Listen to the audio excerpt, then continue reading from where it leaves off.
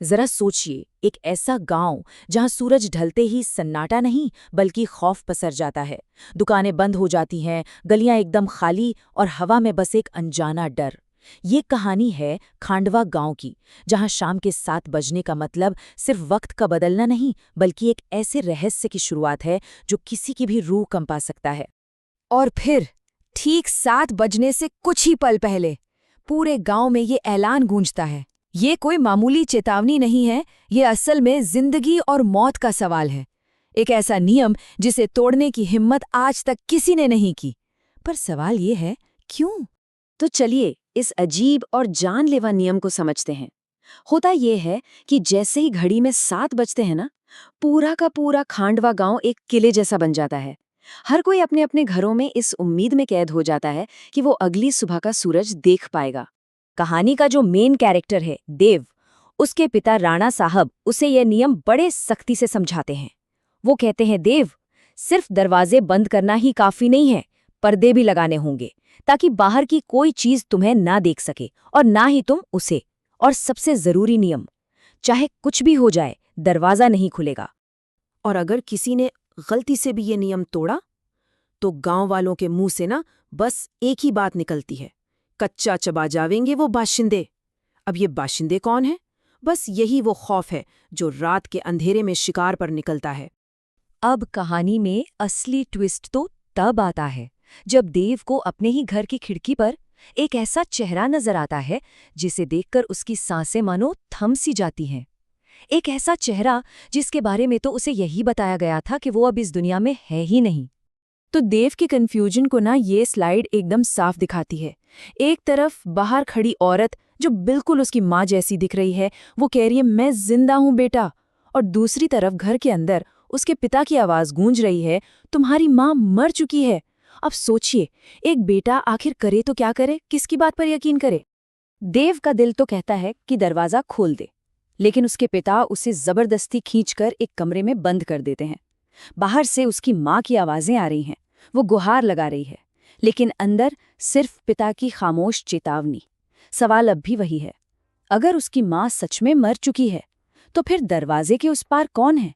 अब देव के मन में उठ रहे इन सवालों को शांत करने के लिए उसके पिता फैसला करते हैं कि वो उसे उस रात की कहानी सुनाएंगे।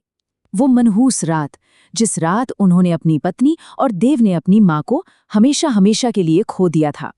राणा साहब की आवाज कांप रही थी।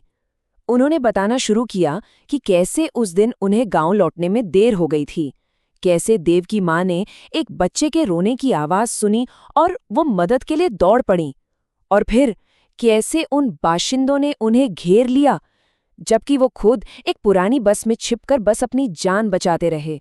और यहीं पर कहानी का सबसे बड़ा और खौफनाक राज सामने आता है। पता है ये बाशिंदे कौन हैं? ये कोई दानव या राक्षस नहीं है, बल्कि इसी गांव के वो लोग हैं जिनकी मौत बहुत ही दर्दनाक तरीके से हुई थी और अब उनकी आत्माएं रात में बदला लेने के लिए भटकती हैं।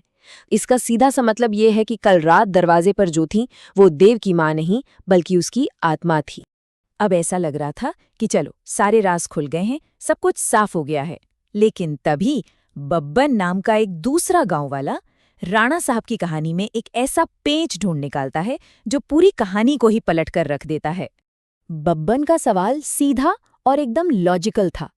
अगर वो बाशिंदे इतने खतरनाक हैं कि बाहर किसी को नहीं छोड़ते और उन्होंने बस को चारों तरफ से घेर भी लिया था, तो फिर वो बस के अंदर क्यों नहीं गए? उसके पिता आखिर जिंदा कैसे बच गए? ये सवाल अब देव के दिमाग में घूमने लगा था।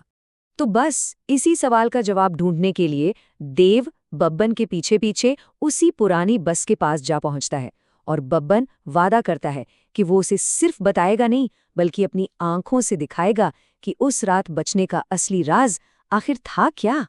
और फिर जो नज़ारा सामने आता है उसे देखकर तो देव की आंखें फटी की फटी रह जाती हैं। रात के 7 बजते हैं और उसकी माँ की आत्मा फिर से बाहर दिखाई देती है। बब्बन एकदम शांत, वो आराम से दरवाज़ा खोलता है और उसे अंदर बुलाता है, पर वो आत्मा दरवाजे की दहलीज पर खड़ी तो रहती है लेकिन 1 इंच भी अंदर कदम नहीं रख पाती। ऐसा लग रहा था मानो कोई अनदेखी दीवार उसे रोक रही हो। और तब बब्बन असली राज से पर्दा उठाता है। ये कोई जादू टोना या मंत्र नहीं, बल्कि एक बहुत ही साधारण सी दिखने वाली चीज है, रुद्राक्ष की माला।